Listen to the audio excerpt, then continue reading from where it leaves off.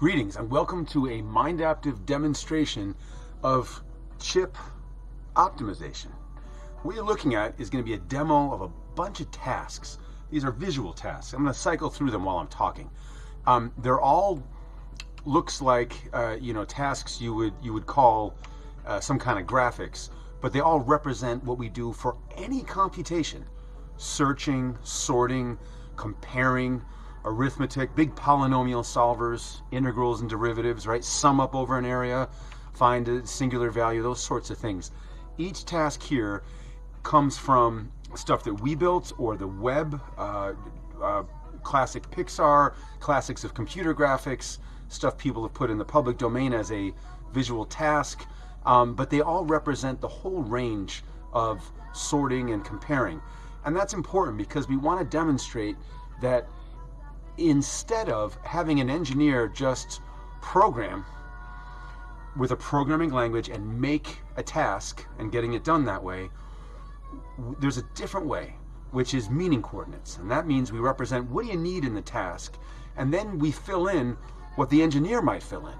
We fill in all the possible ways that that task could be done. So for instance, here's a simple firework we might describe. Launch a dot. I want it to explode and make tendrils that go in a random direction inside of a cone. I want to cycle through bright hue, strong hue colors, and you might have some other sentences. They become meaning coordinates, and then our instruction generator fills that stuff in real time. It makes some type of shape for a given chip. Now, this is a classic, the Koch snowflake. It's a staple in computer graphics, as is this Mandelbrot fractal. Some people might remember this from the 80s. There's a variety of tasks in here that go back to other eras, but they're all here to show us one important thing, which is how good of a job can we do? Because when an engineer makes a choice, he says, all right, I'm going to pick some algorithms. This is, let's go back to the first one we started with. I'm going to just cycle back there very quickly. Which was task number 11. And this is one of our own that's a shape. When you look at this task for a programmer, and again, the audience for this video is not programmers, just to give you a sense, what are you looking at? If you were a programmer and somebody gave you the task, okay, I want a, well, this is a weird task, but give me a checkerboard and a shape that is gonna morph between a sphere and a cylinder and a box, and I want you to put the same shape inside 3 times like an onion, cut off the top, and then blend between them in a liquid way, make it, burnt orange color, and have a sunlight from the, you might describe some stuff. We fill in the rest. We fill in, the engineer would have to fill in all the math and the figuring out how he wants to implement it, or she. How would they decide what algorithm to choose for representing space? Is it a fixed grid? Is it a hierarchy tree? Is it a bunch of overlapping zones? There's a lot of approaches. An engineer will make that choice, and they'll keep making choices. Pick algorithm A or B or C, algorithm X or Y or Z, and they change the data they're storing. Well, where's the points for this? Where's the values that tell me how big is the shape? Where is the camera? What's its field of view? All the little pieces of information, they're all stored. With meaning coordinates, we generate on the fly, and we can swap between things. If you didn't tell me what kind of spatial algorithm, we can switch. And that's what we're looking at right here. See these 3 numbers? The first one, this set at number 3, is the workload. And normally, MindAptiv's essence picks the best approach for speed or for the best energy. At least that's our future goal. We're not quite there today. But you're going to see I just changed from what task we were in up here to the workload. It's on workload number 3. And I'm going to change the workload to see if we get better results. So this is a manual version of what we normally do. I change it to technique 4, and I look over here. Here's our speed indicator. For those of you that don't play video games or simulations or in computers, FPS is often the frames per second. How many times did we redraw this image in 1 second? And this is about 20. Here is the speed it took in milliseconds. How long did it take?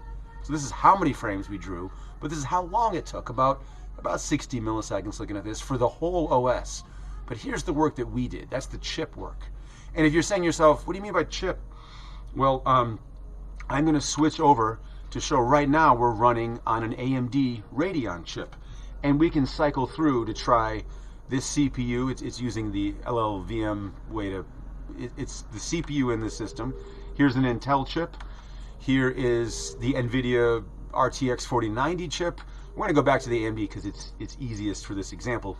But the type of chip isn't so important as, given that chip, what's the best we can do? So right now, at this given workload over here, we went to number 4. Let's say I go down to workload number 2.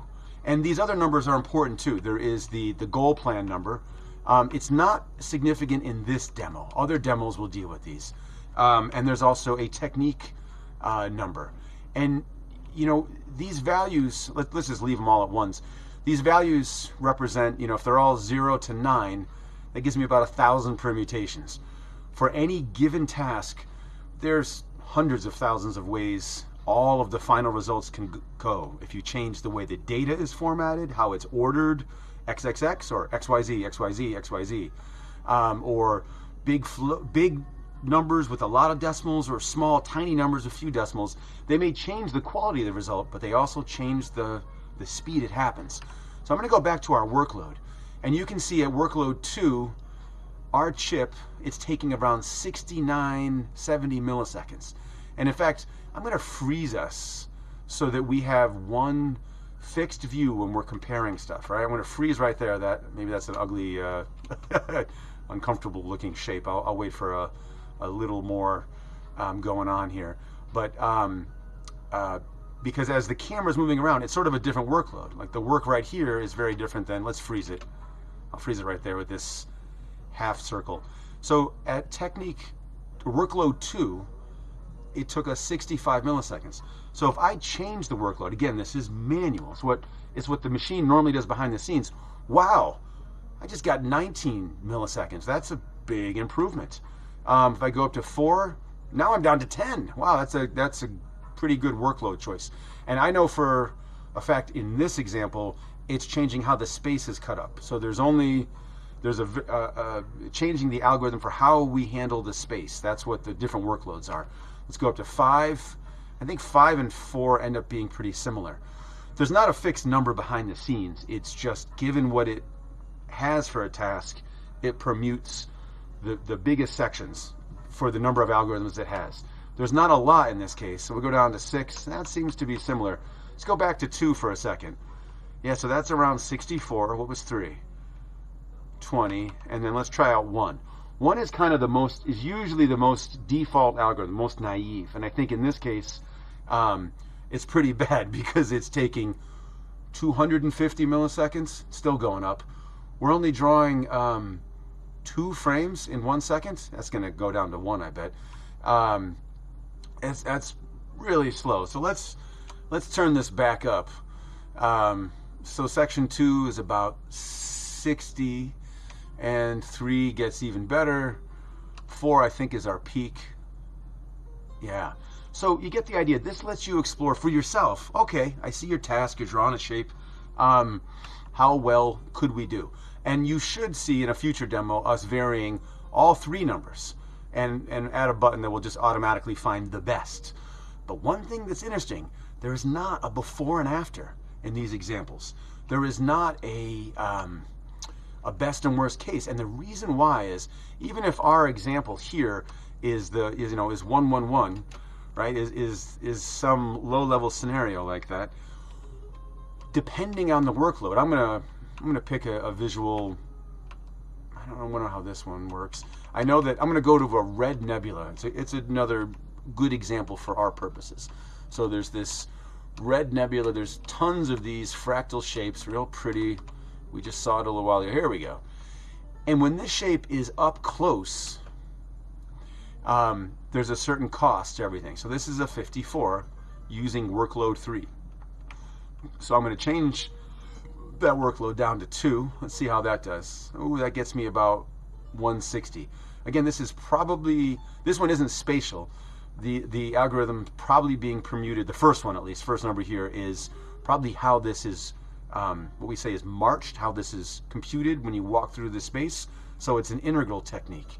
And it's probably a technique of walking forward in fixed size. Number one, let's see what one gets us. Workload one is, it's pretty slow again. It's a fixed small step. I'm pretty sure. I have to look at the output to see. Two is a variable size step. It's using logarithms, so bigger and bigger and bigger each time we take a step.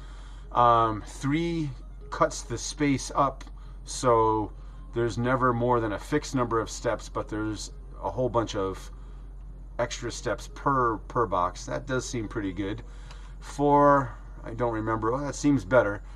This is probably something called a KDE tree, and it breaks stuff up before it does steps. Five is not necessarily better, and neither is six. Now, we have these scores for this group when it's up close. When I was trying to make the pointer, and this is the last thing I'm going to say today, is when this shape goes away, I'm freezing it out there.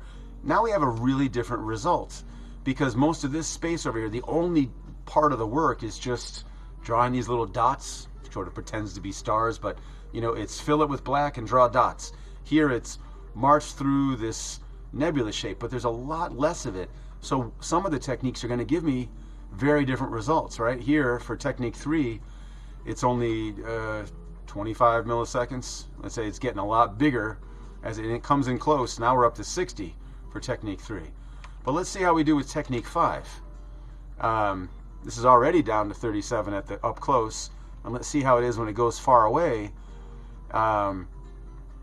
It gets a lot better. Let's say that's a 16.